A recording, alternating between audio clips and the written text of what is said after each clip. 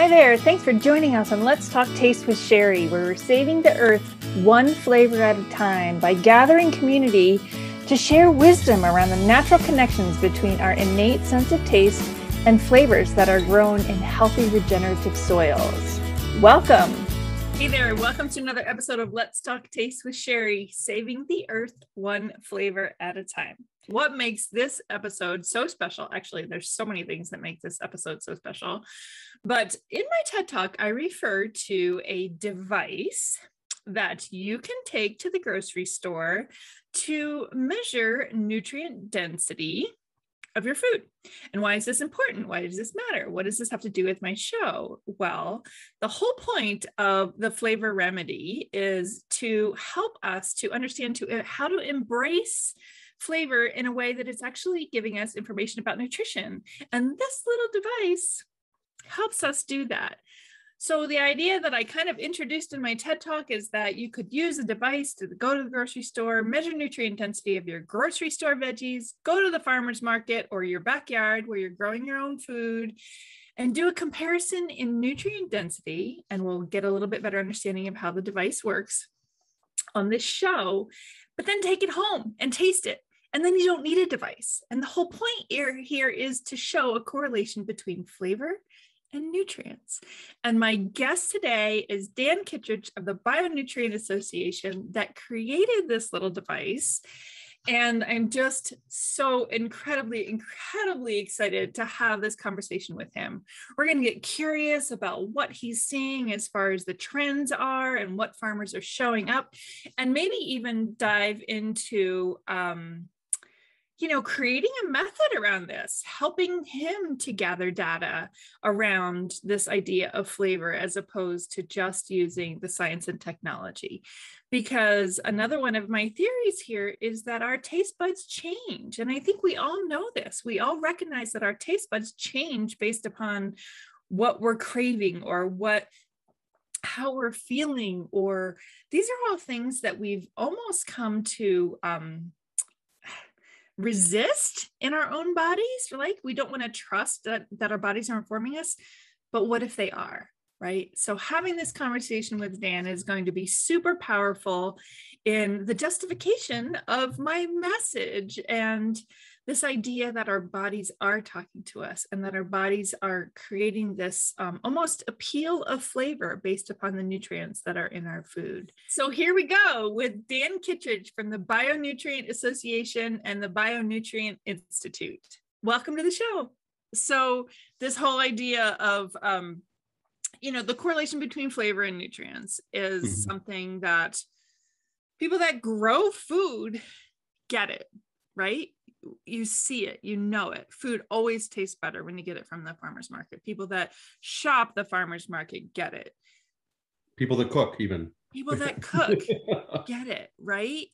And yet there's just been this huge disconnect between flavor and nutrients, and how we're kind of dismissing our sense of taste. And this is my whole point. Yeah. And I was hoping that I would be able to show you the TED Talk at this point, but they haven't released it yet. But I really want to launch this, unless it takes like months for the TED Talk to get out. Whatever. I want to launch this as a follow-up to it, because Beautiful. I talk about the meter in my talk. Yeah. Nice. Awesome.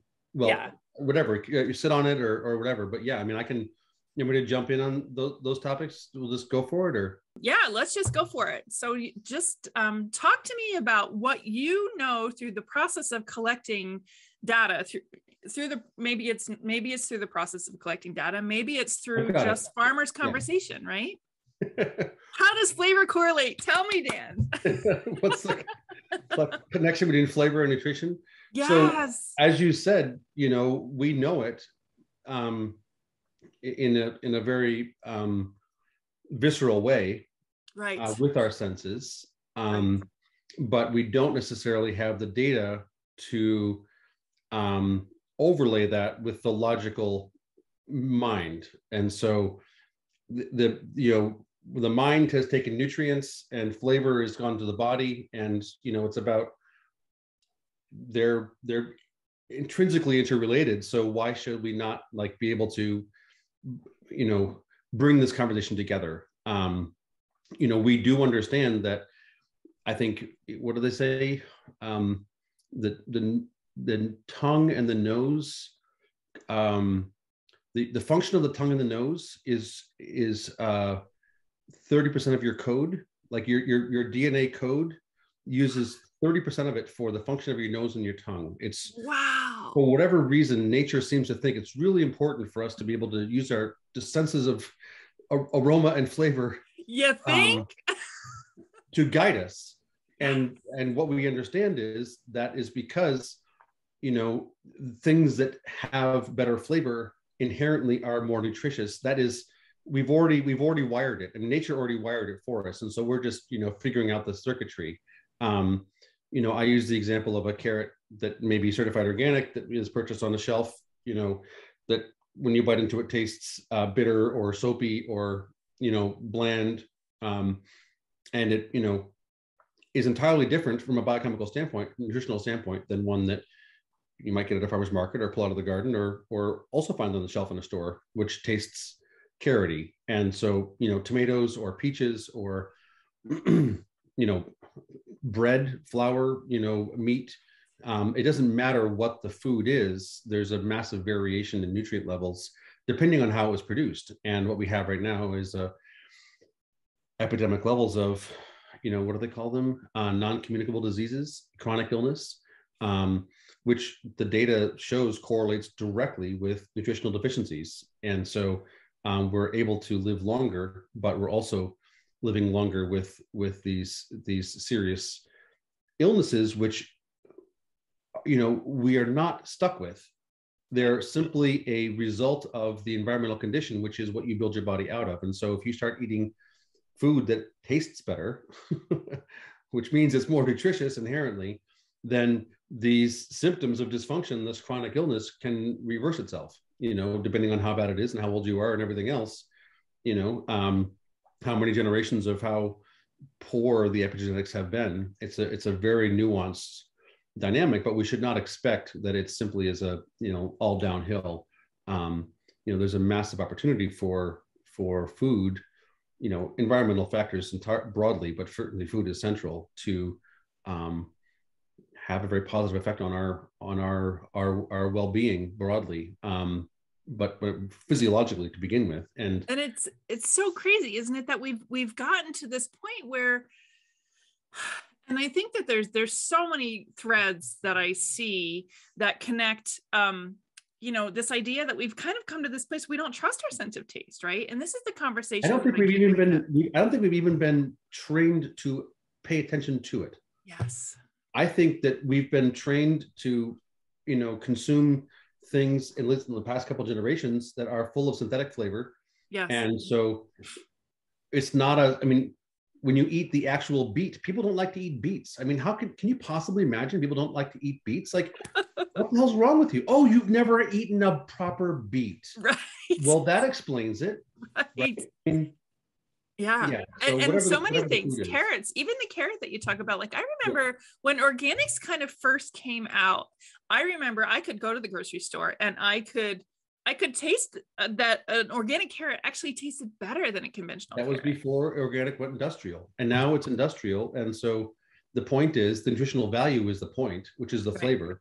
And that's where it comes to our work, is like, can we establish a function in the supply chain, in the market, in the process of food, where people can make decisions based on the inherent nutritional value / flavor, as opposed to labeling or marketing or any other kind of, modes of discernment. So that's what we've been doing, is building this, handheld spectrometer, which, basically hold it, flash a light, boop, boop, reading. Got it right here. Exactly. And, there's a whole bunch of work behind it. But the idea is to literally connect the science between the nutrient levels and, the growing practices, and then to the health. And to give everybody the opportunity to choose. If you got 3 bags of carrots to choose from on the shelf, you got 4 kinds of milk to choose from, you got 2 kinds of beef to choose from, whatever you have to choose from, may you have the opportunity to make that decision based on nutritional value / flavor, as opposed to other forms of marketing labeling, which are, you know,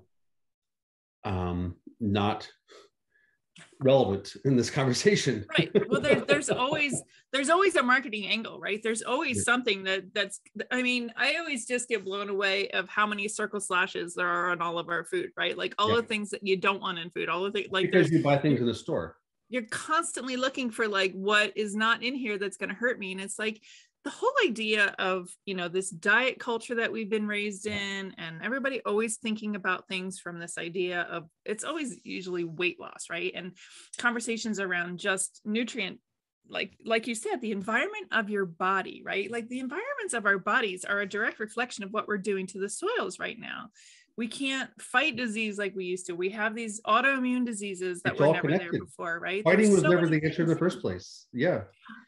And if we were in a place where we used our senses, our sense of smell and our sense of taste as this powerful, like, wisdom, instead of like avoiding sweet things, right? Because we've bastardized the flavor of sweet so bad. You can't buy processed products to begin with. For starters, just like, it's either junk or it's food. So if it's not food, it's junk, and then therefore we're not even considering that as a plausible scenario for, you know, solutions, right? I mean, but yeah. But people have also like just kind of sat back and let this whole flavor manufacturing thing happen, right? Like this is the other side of it, is that because we're not using our sense of taste as a guideline, as something that is actually informing us, we're just saying, okay, well, like I use this term called the chocolate steak syndrome.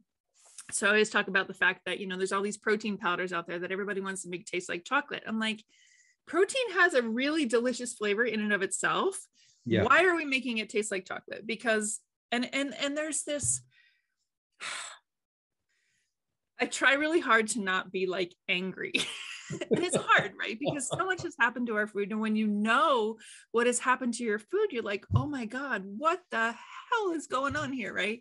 And yet at the same time, you can see as we've, you know, made choices to grow food for yield or shelf stability, and, or, you know, to be able to ship it across the world or whatever, those priorities have taken away, right, from nutrient density and flavor, because you're making it harder and you're letting it ripen into the truck and all that stuff. But it's created this industry for flavor manufacturing, right? Because humans choose flavor.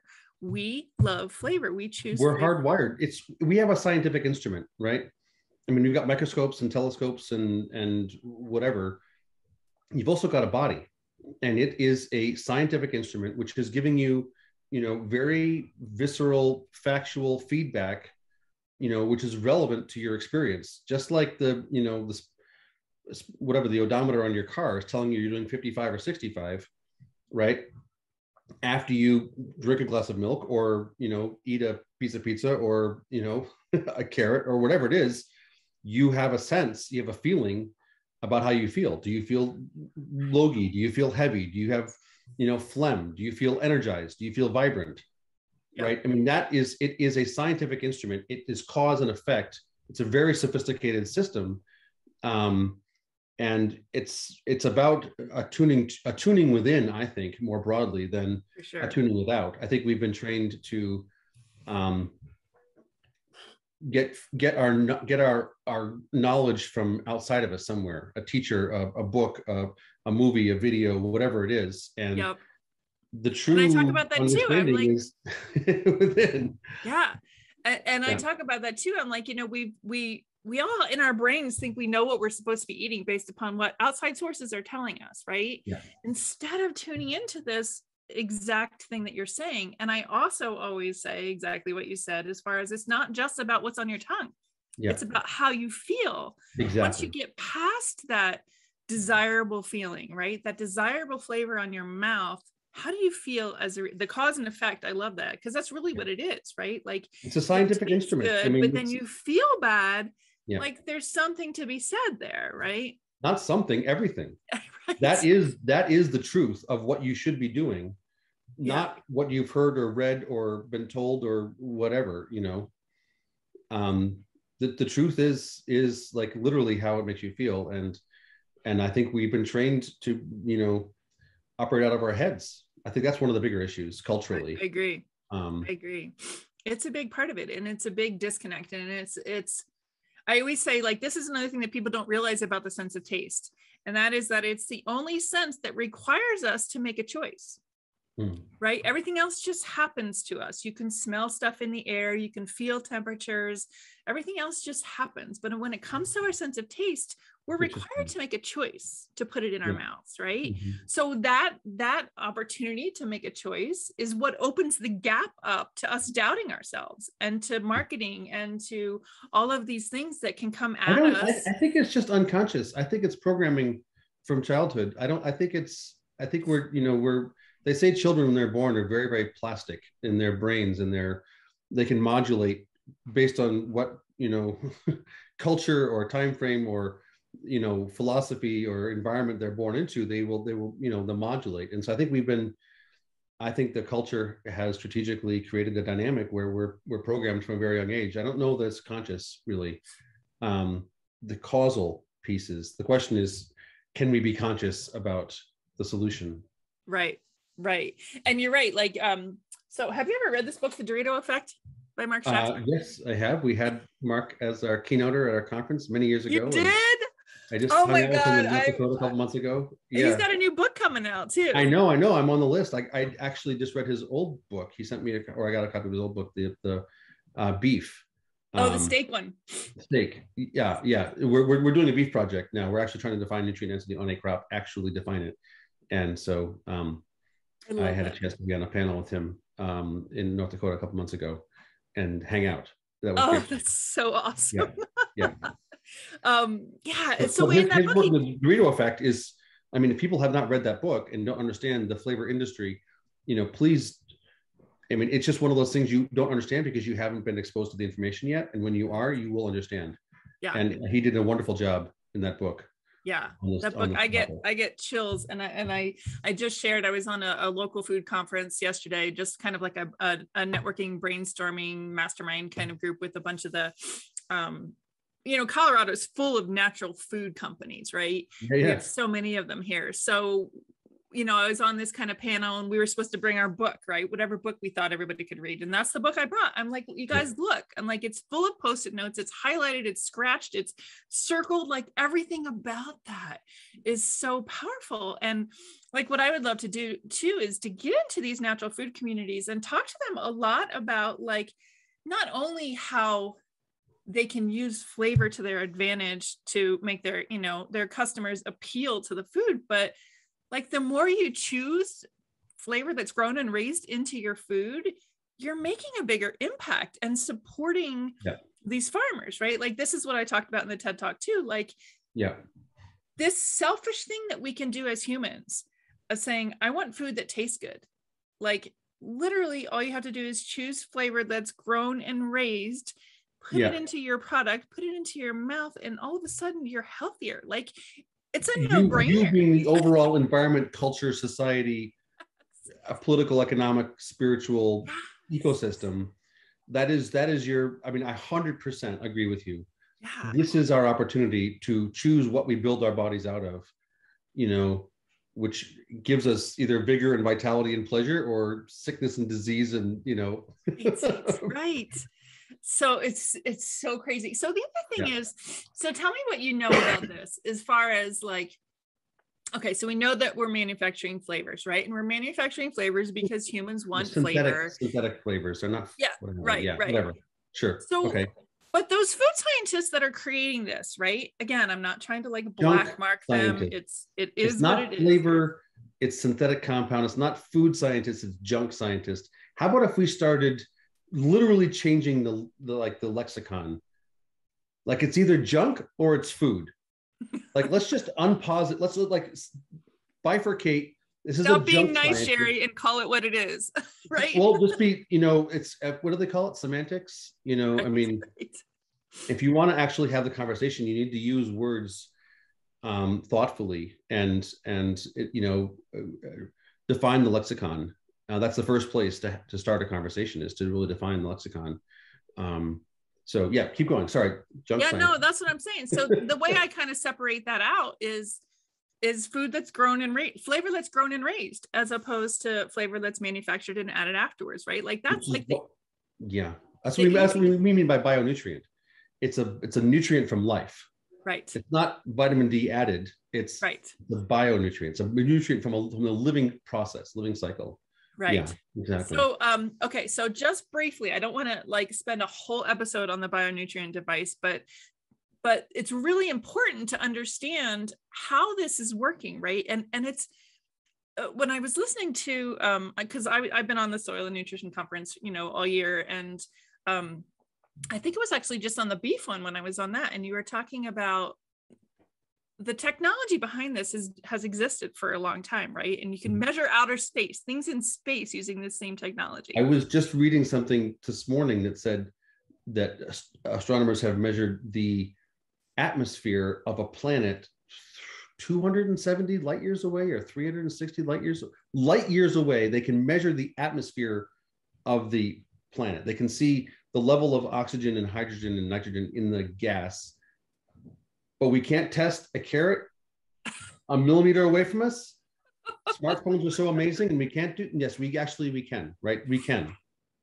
So talk about that a little bit how the bionutrient device works, and how people can see this in action and recognize that. So spectroscopy, every element in chemistry is a vibration.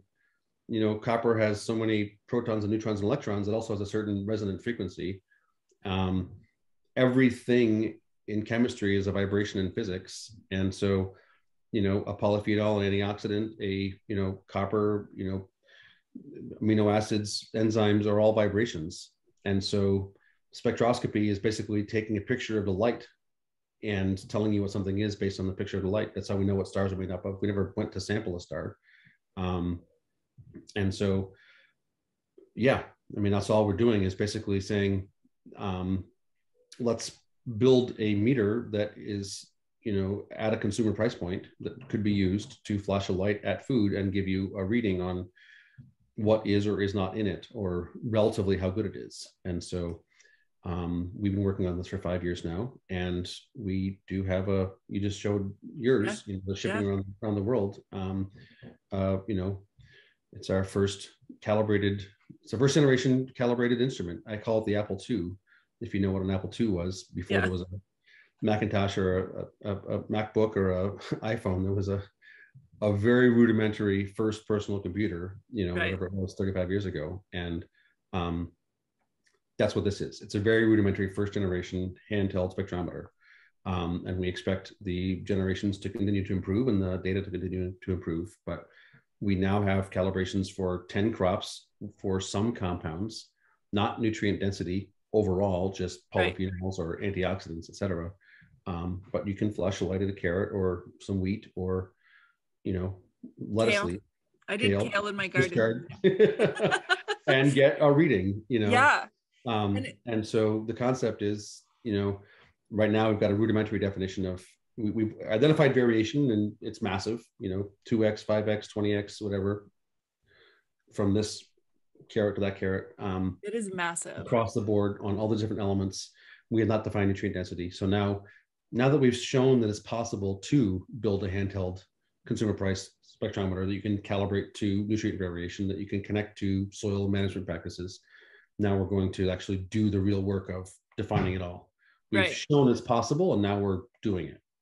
It's so cool. And it's all open source. It's all in the commons. It's all being funded by charitable donations. There's no IP. There's no company. There's no profit. This is just strictly for the commons. And our hope is that as we build it all out, people will understand that they have an economic, potentially advantage by using this information, being able to market it to consumers, to help growers understand how to do a better job so that their purchasers, buy their stuff at a premium instead of their neighbor's stuff. Right. So just open data.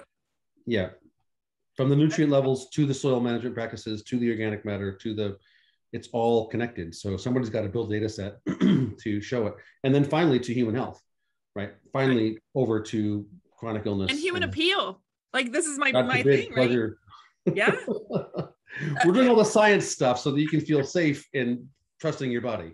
Well, it's kind of sad that we need that though. Like that's what I see that like from the moment I learned that this device is being created, I'm like, oh my gosh, this is so cool, because we don't trust our bodies, especially when it comes to flavor and taste, right? And we don't we don't make it a priority what we're actually experiencing. We don't trust we have all kinds of ways of knowing that we don't trust, I think, at least in this culture.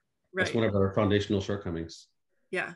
It's so true. So what I think that's my job, right? That's my job in bringing flavor into this conversation, is to help people to trust their bodies more, but also like the fact that this device can show a correlation here, right? Like, so my message is, get this device, do the citizen science work, submit as much information, get curious for yourself. I think especially people that are growing their own food, that can taste. I mean, we know it. It's like you said, we know that the garden tomato tastes better than the grocery store. It's just a conversation that if we all start having it, it'll be the cool thing, right? I mean, it's like people are always looking for something to be part of, and in many cases we're shown things to be part of fighting against. And I would say let's be part of something that is building towards.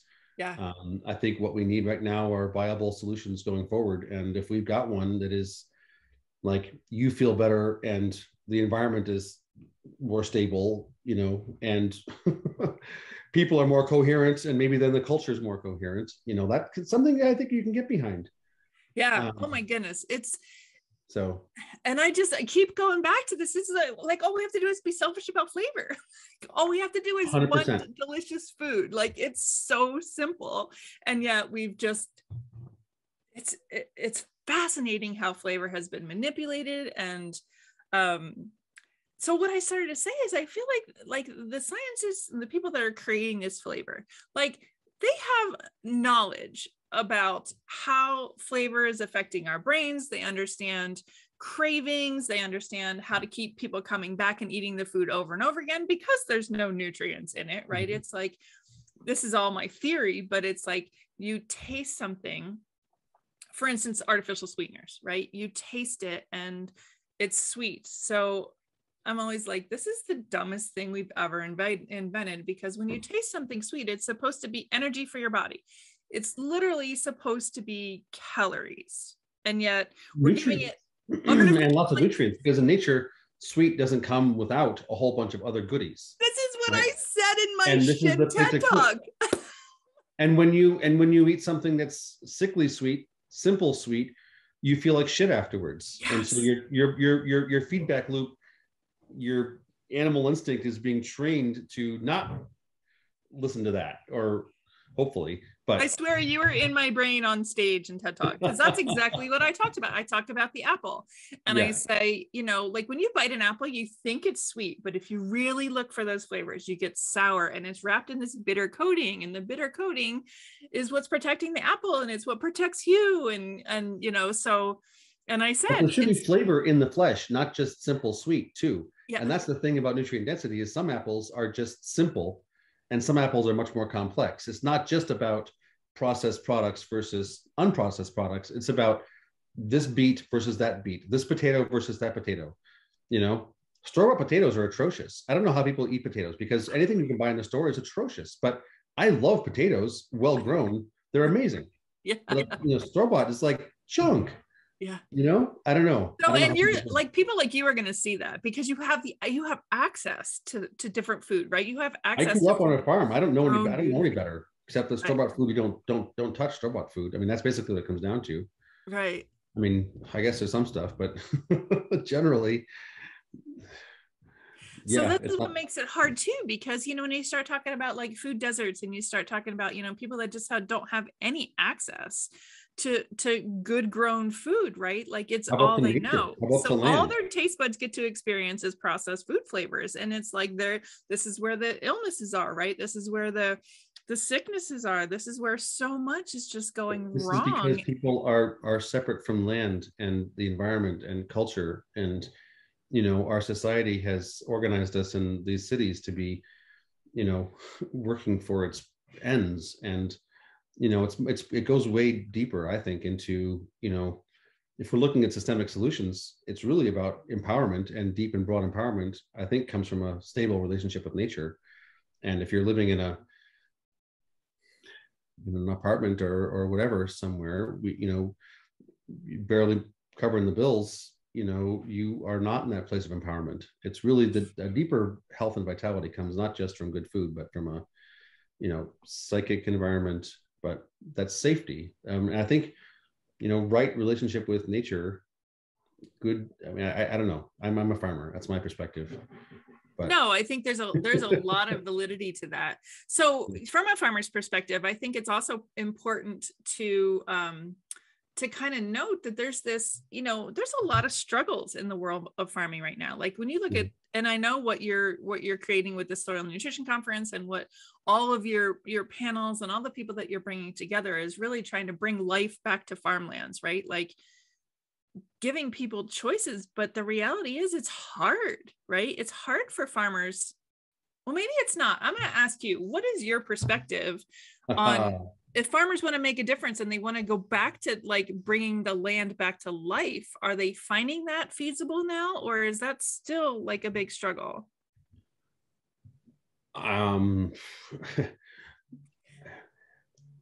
It goes right back to the central question about the state of the consciousness of the culture and how we've been brought up, and what people think farming means in the way they engage the land is oftentimes in a colonized sort of, industrial reductionist mindset. You're only able to be successful in relationship to the land economically, et cetera, when you are in relationship with the land. And that's not a top down, it's a symbiosis. And so that's, foundationally what we've been trying to do with our courses, for the past 10 years is, I call it principles of biological systems. How did nature evolve the system to work, and how can we understand how to work with it? Identify limiting factors and get the hell out of the way, address them and get out of the way, be present, be sensitive, be, in conversation with. And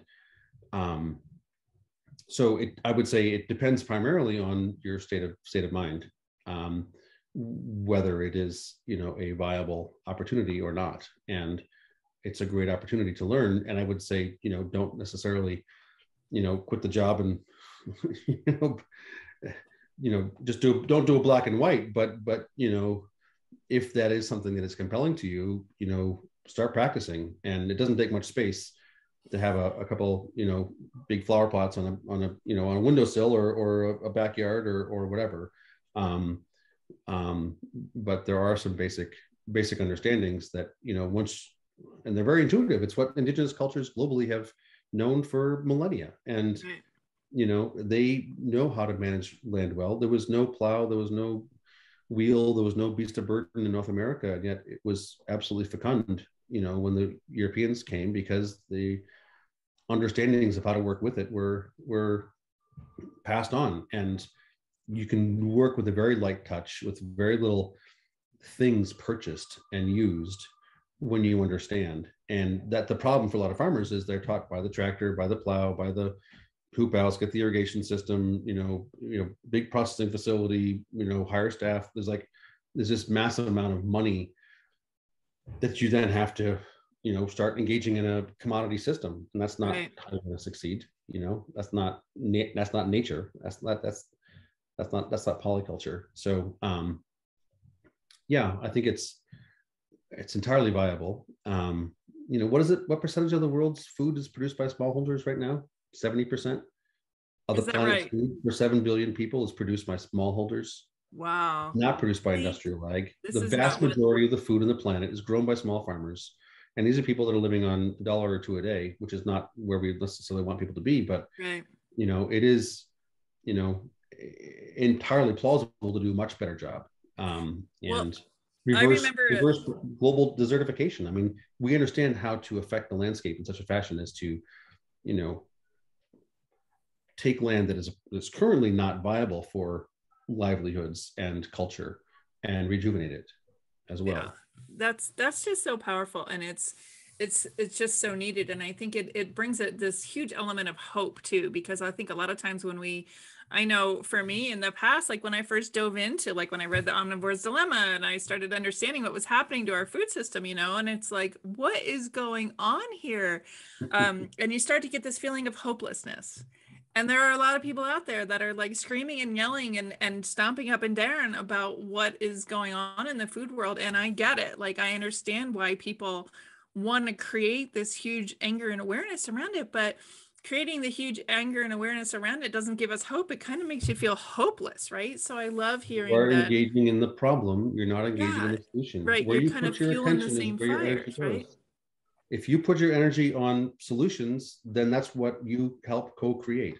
When you put your energy on problems, that's what you help co-create. So yeah, it's incumbent on us to take responsibility for our energy and start, focusing on what we want. Because if we focus on what we don't want, we just amplify it. Yeah, it's so true. So I just did an interview with a gentleman, Rod Morrison, who is a 4th generation farmer up in Wyoming. And he's got this really cool concept around like a calorie economy, basically, is what he calls it. So he talks about, the energy burned versus the energy that we're growing and consuming, and really looking at food from this, this energetic aspect. And I was like, what a cool way to kind of take the conversation that, most people think about calories when they're dieting or just consuming, and not even really understanding what the actual energetic definition of a calorie is, and why it affects your body the way it does, right? And the whole idea of just looking at calories alone as health. If you add the hydrocarbons, the oil and the natural gas and everything else, it takes 10 calories of hydrocarbons to produce 1 calorie of food in the industrial model. Yeah. Which is entirely reversed in a biological model. Which is entirely reversed. It's 100 to 1 the other way. Yeah. So we just need this. We need this rebellion. Wise movement, I guess, is what we need. Rebellion isn't even the thing. It's almost like coming back to being in sync with nature. Build solutions. Yeah. What are the things you can do that are actually empowering to you, to your family, to the people around you, to the culture, and just do it. I don't know. Yeah, and I always try to think, people, like, even the simplest thing that you can do, right? Like, grow your own herbs. It's so easy to, like, I say literally most people eat food every day. Just about everybody. And unfortunately, just about everybody buys that food. So you're going to be buying food every week, every couple of days, how often you buy food. So it's not like you have a choice to or to not. I just say, when you're doing that, whatever you're sourcing the food you get for your family, source better. Just source better. Every decision, find the best possible source. Balancing cost, balancing logistics, maybe buy bulk, whatever. But you're already spending money. And if you understand the broader implications, and you can, be more thoughtful about it, you are part of a very, very meaningful solution. I think that's, and it's like from the aspect of flavor that's grown and raised, like, that's a pretty clear and concise way to choose flavor, right? Mm-hmm. Like, where is the flavor coming from in this product? And even, like, I talk about, or are you buying products? Or when you're using your money, are you buying products? Because if you are, then you're part of the problem. Right? You are actually part of the problem that you're railing against when you're spending your money buying products.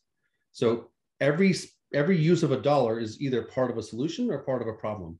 And think honestly about that as energy and where you're putting your energy. Yeah. I don't know.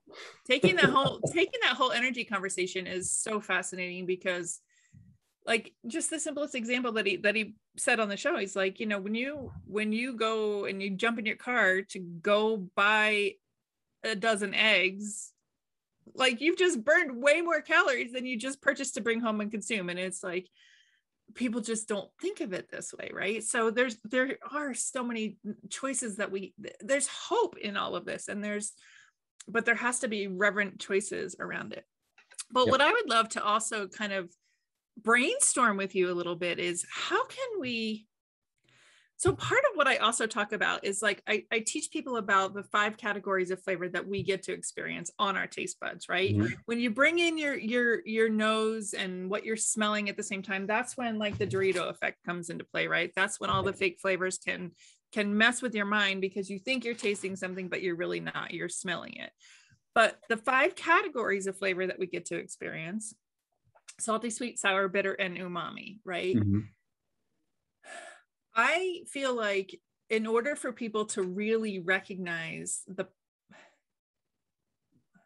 if they don't trust their intuition, if they don't trust their bodies as a guideline, they have to start with their brains, right? And have to be like, well, I need to Not understand intuition in this case, it's senses, but yes.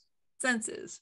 Yeah, and I would ask the question, why are you simply focusing on flavor and not aroma also? Because as I understand it, aroma is actually picking up the higher order compounds, the secondary metabolites, the terpenoids, alkaloids, phenolics, et cetera, those are the exquisite compounds. Yes. That, when you've got that, then you don't really even need to worry about the rest of it, because that is like the peak of the pyramid. People talk about coffee or wine or, Right. whatever their drug of choice is. And it's, it's aromatic, Right. subtle flavors. So Yeah. I, And I I guess wonder, I mean, I would just question, is it just flavor? no, well, so technically the definition of flavor is the combination of taste and smell. Okay. So it really is the combination of both of those things when you're experiencing it. Right. But there's also, I think it's just important to note, and this is still a conversation that I'm like looking to have, and I'm trying to understand from, the neuroscience aspect, or from the idea of what is the difference between what we experience on our taste buds versus, the whole experience. And I guess I'm not trying to take away from the whole experience. And I understand what you're saying about these nuances, right? Of aromas. I mean, aromatherapy is a total thing. And there's so much more to understand. Healing things. Yeah. But I guess by me starting with the 5 categories of flavor, I'm not trying to exclude them from the whole experience, but I'm just trying to understand them at a basic level, because I think you can categorize it more, right? So if you talk about sweetness, why do you want to? To help people understand, to help people. It's not about going into your head. It's about going into your body. It's about integrating the senses. It's about integrating the flavor and the smell and the feeling. But then how do they distinguish between, never mind, I just answered my own question. Yeah. I was going to say, how do they distinguish between fake flavors and real flavors? Well, that's pretty much just by eating real food, you right? engage the process of treating your body like it's a scientific instrument, which is telling you what's good for you and what's not. Right. God gave you, nature evolved you, whatever your framework of reference is, it's a profound instrument of discernment and knowing. And the fact that we are thinking we have to learn to understand is the mistake. But there's almost like an unlearning that has to happen then. It's just a redirection of attention. It's taking your energy from, something outside or conceptual to within and visceral. It's just actually using your senses, and I think flavor is a great entree into that, but it's really not just flavor, unless, it's the whole experience of the aroma and the energetic vibrational, vitality, or, I mean, some stuff you eat and all of a sudden you got phlegm coming out of your nose 35 seconds later. Right. That's your body telling you. Right. Something about that was not what I'm looking for. Right. So how do we elevate this conversation? How do we take what the Bionutrient Device is doing? Because like, I know there's a little like drop down on flavor on there, but it's from what I saw, and it might be just based upon the one particular, I mean, I just chose kale and I chose the drop down on that. How do we, or is it even? We start, I would love to. How do we elevate this conversation around flavor? Because not everybody's going to have a device, but if we can start to show this trend, right, of whether it's levels of sweetness or levels of bitterness or levels of umami, like I think that's part of why I like to talk about the categories, because if you understand what umami tastes like in your mouth, then you can be like, well, this is protein, and the more umami flavor that I have, I'm probably getting more protein in this piece of kale than this, this one over here. So I guess I'm wondering, how would you elevate that conversation? How would you break down and show this correlation? Because I keep feeling like flavor, yeah, it gets mentioned. It gets brought up in conversation and people know that it tastes better. But we need to make it more important. We need to put it more in people's face. I love your passion, and I love your like, this is my calling and this is what I am going to bring forth. I think it's totally important. I mean, talking about the shift from the head to the body, or from the whatever, the external to the internal, however you want to frame it, the science to the knowing, I refer to the meter as a shiny object, as in something that is like, will catch people's attention long enough for them to be able to have a thought, to have a conversation, to engage an understanding. And so, we're doing it scientifically so that it is true to that lens, but it's really all about telling a different story. And the story is about everything you're saying about, okay, I don't actually need a meter because I've got a really, really, really good meter that's way better than anything anybody could ever sell me, and is like tuned to my unique biochemistry and microbiology, yes. Right? And epigenetics and everything else. Like, no one's ever going to build a meter that's anywhere as good as you've already got. So let's have the conversation about the meter to help understand this and redirect attention to our inherent, innate, God-given, instinctual wisdom and, knowing. So yeah, I would love to engage you in the rebranding, the framing of what we've got on the website. We are in the midst of, taking a website that's 10 years old and actually making it up to date. And these are pieces of the puzzle, is telling the story more well and collaborating with others who have, a calling and a passion that seems to be relatively resonant. It's totally, and it's so I say nutrients, you say flavor, but we're saying basically exactly the same. Yes, it's the same thing. It's the same thing. One science, one body. Yeah. Right. Yeah. And I think that's part of it too. Like, I kind of went, and it's so funny because when I started college, I didn't know if I wanted to be an art major or a science major. Like, that's my brain, right? Like, so always approaching things from the creative side and from the understanding side at the same time. Mm-hmm. And food and flavor is such the perfect example of that, right? Because I mean, there's beauty in color, there's beauty in flavor, there's beauty in so much around food and in the soil itself. Like, I just get chills around all of it. But the flavor thing, because it's so subjective and because it's so personalized, because of all the reasons you just mentioned, right? Your biology, your epigenetics, everything that has to do with what your body needs at the time, right? Like in the Dorito effect, he talked about Fred Provenza and the study with the goats. And when the goats were sick, they knew that they should eat the more bitter plants with more tannins so that they were their stomach, because they instinctively knew what would serve their body better. Eating food around their mothers, and they grew up eating things from nature, not processed product, but things from nature, and with their mothers, and that was, it didn't just happen. It's a cultural thing, and as long as we have our mothers buying us processed product, we're not going to have that wisdom. It's really, really, yes. Well, and so then, like you said, I always think about that too. Like, babies are born perfect, and then we just screw them up because we teach them what we learned and what we think is best. And it's like every time I see a baby, I'm like, oh, just stay a baby. Oh, it's going to be a rough ride. Oh boy. Yeah, here's rooting for you.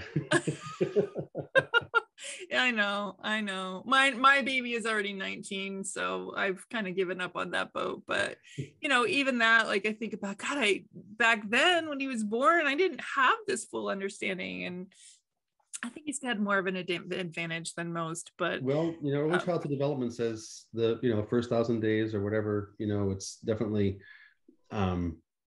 if at some point the external forces are can't be kept at bay, but the longer you can maintain a as harmonious an environment as possible. Yeah. Not just nutritionally, but, Right. screens and emotions and everything else. I think nature, the Yeah, stronger well, he's on his own now, I guess. Yeah. I understand for he still gets lots of his mama's love, but Yeah. So this is so cool. All right, so what do we do, Dan? What do we do? Where do we go from here? Where do we together? Help me together. I love together. We just follow our guidance. Yeah. Every day you wake up, you've got ideas, your projects you're working on, random people reach out, you hear about something. We all, that's all any of us is doing. We're just following what comes to us, and hopefully we're not, running away from problems, but we're running towards solutions. But, pain and pleasure, I think, are just our inbuilt feedback loops telling us what we should be doing with ourselves. Right. As long as you keep doing a certain thing and it keeps causing you, discomfort, maybe stop doing it. And this thing over here gives you pleasure, like think about your week or your day, what are the things that energize you and what are the things that don't, and put your attention where the things are that energize you. Such as good flavor, it's whatever it is. It's such a powerful thing. And there's a sadness to the fact that we've gotten so disconnected from flavor being a source of nutrients, and that we've let it become this superficial thing. And and it's a combination of our lifestyles and how fast we think we have to move. You can use the metaphor of flavor for life. You can think about the flavor of a conversation, the flavor of a relationship, the flavor of a work or a phone call. It's really about that discernment, that tuning into that experience, I think. Yeah. I love that. It's really true. And gosh, I still have this kind of attachment, and maybe this is just something that I need to evolve myself around, but I still have this attachment to really wanting to understand how to scientifically explain where flavor is coming from when we're growing it in soils that are more nutrient dense, right? Why is this getting sweeter? It's when we're talking about flavor, which includes aroma, basically it's the plant in nature did not evolve to have farmers or fertilizer. The plant evolved the ability to feed itself, and it can't run away to avoid predators. So it had to evolve the ability to take care of itself. And effectively, plants are covered with green because that's the chloroplast, and that's the deal they've got in their symbiotic ecosystem, their gut flora relationship. In the same way we can't digest our food, it's the microbes inside of us that digest our food for us. A plant can't digest its food. They make sugar out of sunlight and water and carbon dioxide, and they feed a vast majority of it to microbes whose capacity it is to go out and get all the nutrients the plant needs. And it basically has these bioreactors inside of it, its roots, where it's sucks in some microbes, takes off their cell walls, evolves them a little bit, sends them back out. Okay, that was great. We appreciate the copper. Now we want some zinc, and zip, zip, zip. And there's this beautiful feedback loop. And the more the plant is able to engage in that process, not just a carrot or a cucumber, but all the different plants have different functions and gut floras, and they symbiotically share and trade. So the more your environment where your food is grown is one where the microbes are doing all this brilliant work, the more you have the full spectrum of nutrients in the plant, which give it the ability to be, have healthy babies, fruits and seeds and whatever else, but also to be protected from pathogens, so diseases and pests and things like that. I use the metaphor of a cow, and I say, when I'm teaching a course, if somebody was to walk into this room and come in the morning and to sit down, and there was 18 chairs and a bale of hay on the floor, you might have considered sitting on that bale of hay, but you probably would not have considered eating it. And yet, if a cow were to walk in and see 18 chairs and a bale of hay, she would go over and consider eating that bale of hay. And People say yes, obviously. And I say, well, why is it that it's food for a cow and not food for you? And, well, cows have 4 stomachs and they can digest complex cellulose and we can't. I'm like, okay, so you are granting the point that different organisms have different levels of digestive system function. Some things can digest certain things, other things can't digest, et cetera, right? Fungi can do great digesting dead wood, but bacteria can't, whatever.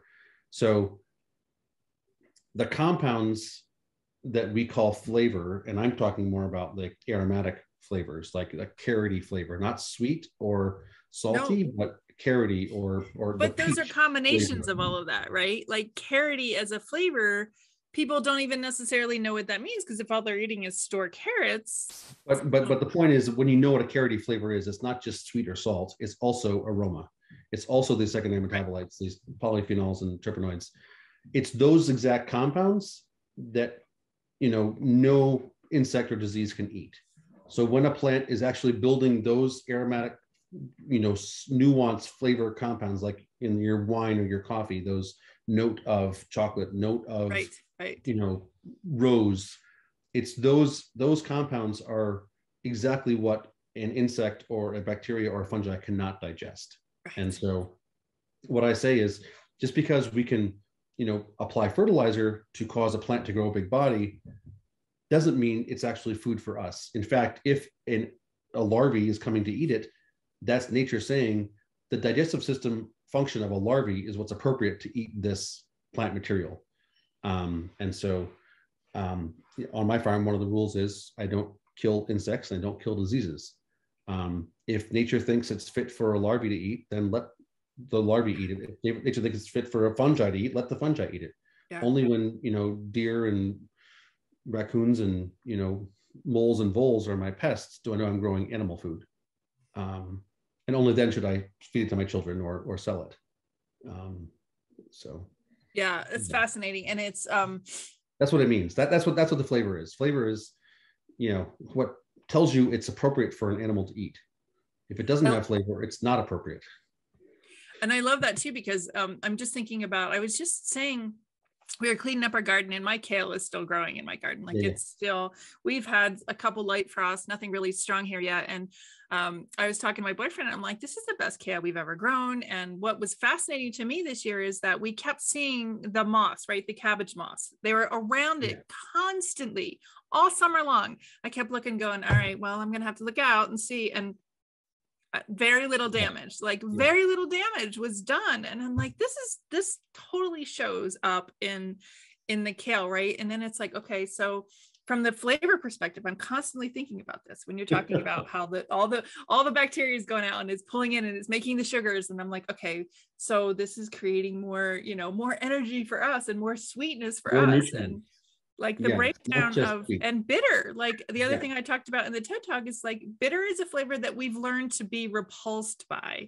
And bitter is where all of those compounds show up. It's where, the terpenes and the flavonoids and the antioxidants. And I did an episode with Rod Tyler from Garden Socks, and he's been in the compost industry for 30 years, right? And so he had this USDA report that showed the levels of sugars and acids and polyphenols. And I'm like, this is sweet and sour and bitter. Like, this is why I talk about the categories of flavor, because this is how we can translate and understand how our bodies are being supported. And yes, it's way easier to just be like, oh, this is heavenly and delicious and complex, and I don't even care why, I'm just going to eat it because it makes me feel good.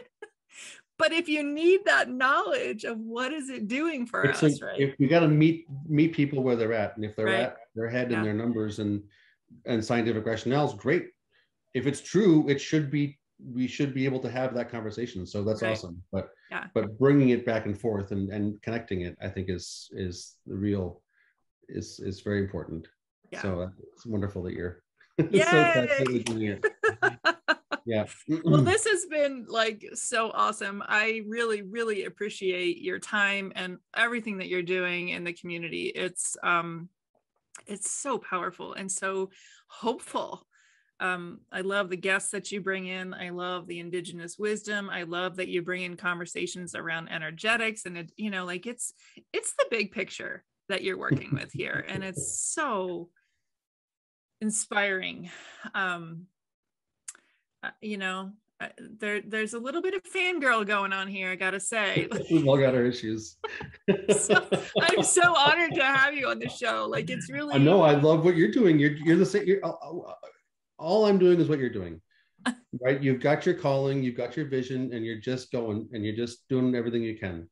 yeah. You know, there's a bunch of us who all have these faculties. Let's all do it together. Yeah. Let's just take our power and you know, work towards what we feel, you know, compelled by. It's awesome. I think it's, yeah. Well, thank you so much. Hang on with us for a minute. Once we stop recording, I want to just kind of wrap up with you, but Okay.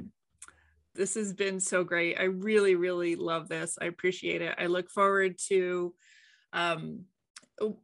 you know, possible collaborations that we can do to help elevate this conversation. It would be, it would be my honor. Well, may it be so. Perfect. May it be so. Yeah. Thanks so much, Dan. Thank you very much.